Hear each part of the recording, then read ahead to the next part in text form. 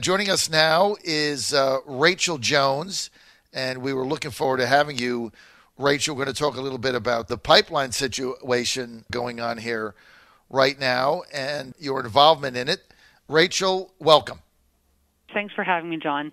You know, the pipeline situation in Virginia through North Carolina has been going on and going on and going on, and we've got a couple of breakthroughs, Rachel Jones, that I wanted you to talk about today. Where are we with it, and where are we headed? When are we going to break ground here?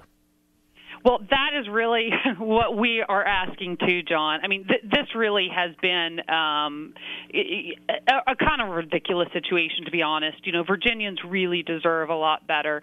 We've been incredibly excited about the opportunity that these pipelines can bring us. I think a lot of people don't realize that, you know, natural gas is vitally important to keeping and making manufacturing competitive in the United States. I mean, it is what has, in the last decade, given us a competitive advantage against, you know, folks who are trying to undercut us in China and other places around the world. So we're incredibly excited. Obviously, with natural gas, you need a pipeline to bring it to you. So whether we're talking about shipbuilding in Virginia or whether we're talking about specialty chemical innovation, we need the pipelines to be able to deliver natural gas to us. And so we're really excited. Unfortunately, what's happened is after years and years of examining thousands of miles of routes, I think with ACP, it's been the Atlantic Coast Pipeline, I think we've had something like more than 300 different route adjustments. Obviously, it's important. They're trying to make sure that they avoid any environmentally sensitive areas like wetlands, wildlife habitat, things like that.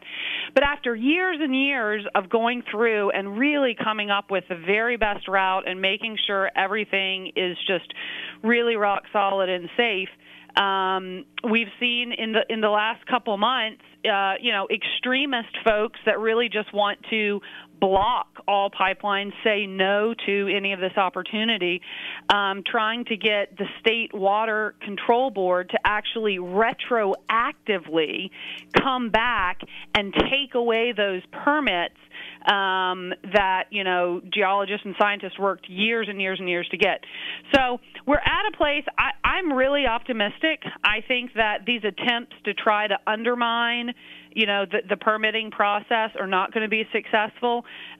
We've been working with folks here nationally, but then at, all the different state folks in all the states that are looking and just asking for an opportunity to share in a lot of the manufacturing opportunities that this, energy would be able to supply us. So I think we're in a good place, but we're certainly not, 100% through the woods yet. I tell you what, it's very frustrating for us that understand what this pipeline is going to do for the states and the areas that it runs through. And the first thing is jobs. And so that everybody knows, the jobs that are created through this pipeline, these are not minimum wage service jobs. These are high-paying jobs for U.S. workers that go on for a very long time. That I'm talking about $70,000, $80,000, $90,000, $100,000 jobs for people in the manufacturing sector that are going to be part of building this pipeline. And once you get the pipeline in and you get the natural gas flowing, it is a magnet for companies to come in and locate along the pipeline corridor so that they can tap into the energy they need in order to supply their plant. Yeah, I mean, and this John, is such a no-brainer. That is exactly right, and that's the thing that Virginia manufacturers and folks who maybe aren't manufacturing in Virginia yet and North Carolina, really want is give us a chance. Let us be a part of, the manufacturing revolution. Manufacturers just yesterday on this actually 6-month anniversary of the tax reform, which has been a huge shot in the arm for manufacturing here in the U.S., making us globally competitive. 95.1% optimism, all-time high. We haven't seen this in, the decades that we've been looking at it. So everyone's really optimistic, but the issue is we've got to have things like this pipeline so that folks can have a chance. All along the way, it's exactly what you're talking about, John. It's jobs that are incredibly high-paying and long-term opportunities for communities that, frankly, have been forgotten for a long time. They really have. We're with Rachel Jones. She is Director of Energy and Resources Policy for the National Association of Manufacturers and has been working on this issue for some time. So let's focus on one state here for a second. Let's focus on Virginia. I mean, we've gone through all of the hearings. We've gone through the FERC process.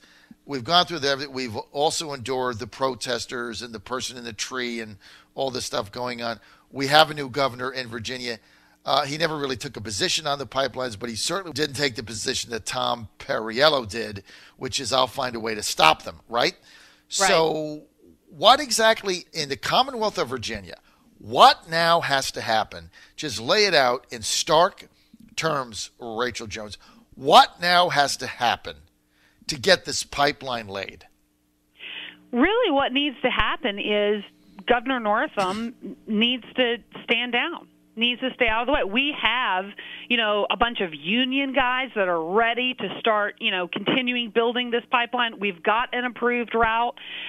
Really what's happened is kind of, as I mentioned, there is this kind of last-minute grasping at straws attempt where some of the activists that, haven't been able to block it in other ways have come up with this kind of harebrained plan to try to retroactively pull back the permits that the pipeline already has.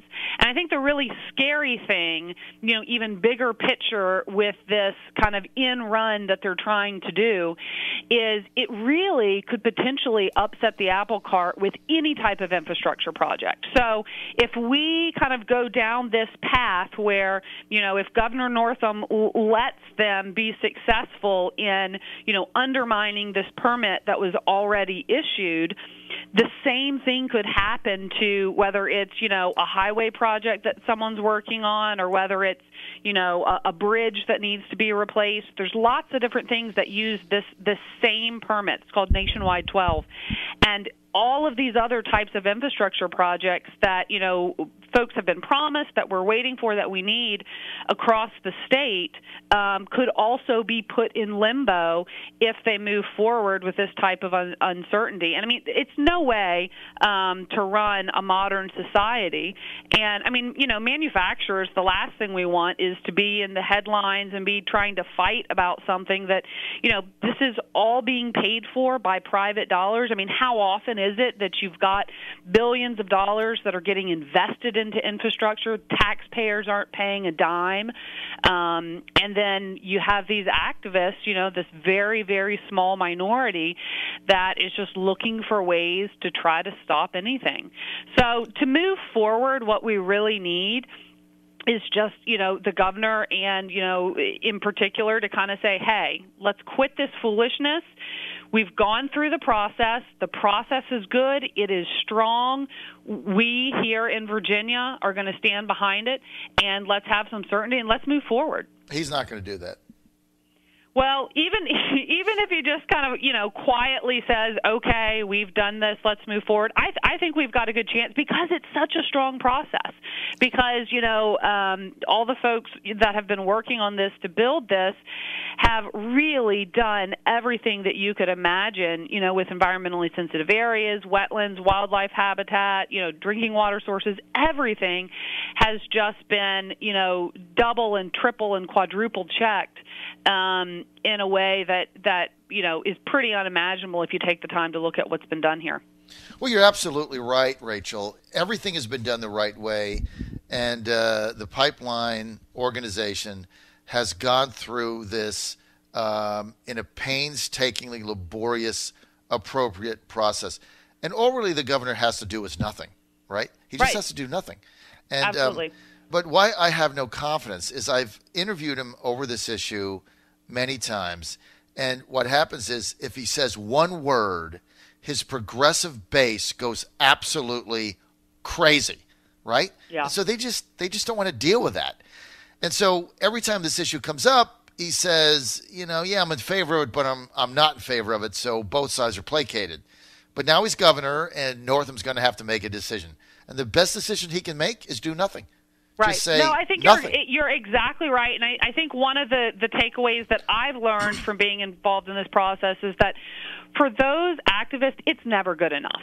They're going to ask you for something, then they'll ask you for something else. They're never going to be, they're never going to say it's enough because their goal is to block things. And so, if there's one thing that people can do, they can speak up and say, hey, enough is enough. We need to move forward. Virginians, deserve this. We need a chance. North Carolinians deserve this opportunity. And we just need to understand that vocal minority, that progressive base, those folks are never going to be happy. And so at a certain point, you have to move forward with the people who are, really being rational and trying to say, hey, what makes sense for our future? Well, there's no rationality with some of these protesters because, Rachel, you're right. Only got a minute. We're with Rachel Jones. She's Director, Energy and Resources Policy for the National Association of Manufacturers. And, Rachel, you hit it, right? You hit it out of the park. Here's why. The progressive protesters that keep demanding concessions or things, they're not interested in that particular thing they're asking for or concession. They want the thing shut down. And so it's never enough. It's never going to be the answer. It's never going to work because they're not interested in that. And so until you realize that the objective of the protesters is not to get an improvement, it's to shut it down, you're never going to get the first base. This has now become a political football. It's in the realm of politics. Governor Ralph Northam has got to figure this out. And the best thing he could do is go on vacation and do nothing, and then we'll have it, and then he can take credit for all the jobs and that are created by it, and all the new companies that come into Virginia. And I tell you what, I'm going to do if he goes for this. I'll give him full credit. How about that? Does that work? That sounds I'll great, give him. John. I really appreciate it. And the other thing I didn't mention is just this also means whether you're going to be a part of building the pipeline or you're going to be working in one of the great manufacturing facilities that takes advantage of this. For the average Virginian, we're talking about $1,300 a year extra just in disposable income because of the way that bringing in the energy helps drive down prices of consumer goods. So everyone can win here if maybe, as you suggest, John, Governor Northam goes on vacation and we can all get back to work. That's right, and I will guarantee him. I'll guarantee you that if we get this pipeline, I will call it the Ralph Northam Virginia Resurgent Economy. I'll give him full credit. I'll give him the whole thing. I just want these jobs for our workers and this energy to come in, which is going to create even more jobs. John Fredericks Radio Network. Rachel Jones, thanks for being with us. Director, Thanks, John. Energy and Resources. That's a cool title, Rachel. Director, I love saying it. Rachel Jones, Director, Energy and Resources Policy. Is that a great title, Rachel? Well, thanks, John, and we look forward to listening to you up here in D.C. on AM 1260 as you come on up here. So thank you again.